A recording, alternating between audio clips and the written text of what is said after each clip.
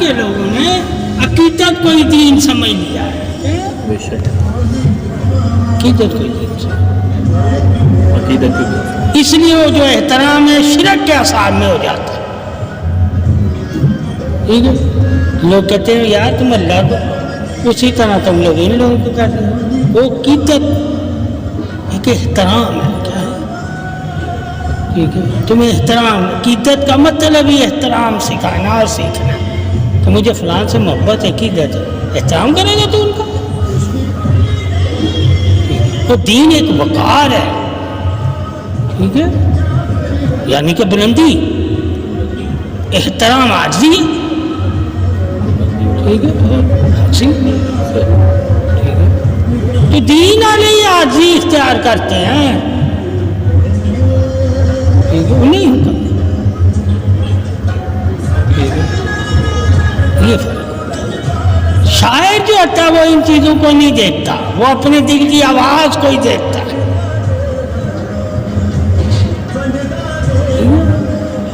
وہ نہیں دیکھتا کہ نظام کیا کہہ رہا ہے.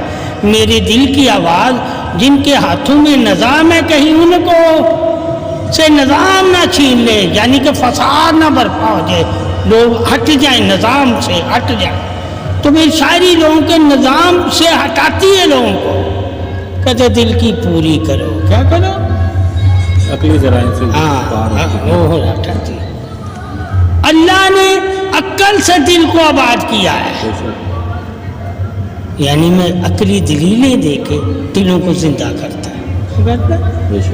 عقلی دلیلیں، ورنہ کافر ایمان ہی نہ لاتے ہیں. ٹھیک ہے، تو صاحب وہ عقلی دلیلیں دے کر دلوں کو زندہ کیا جاتا ہے. ٹھیک ہے، اور جب دل زندہ ہو جائیں پھر دین پہ عمل کیا جاتا ہے. پھر دین پہ عمل کیا.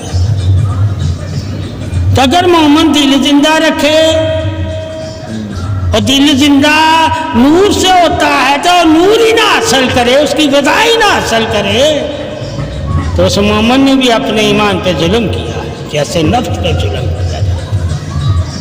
ایمان رکھ کر بھی ظالم ہے. کیوں؟ اس نے روح کی غذا کا خیال نہیں رکھا. جس طرح نفس کو بھوکا مارنا جائز نہیں، اس طرح روح کو بھی بھوکا مارنا جائز نہیں.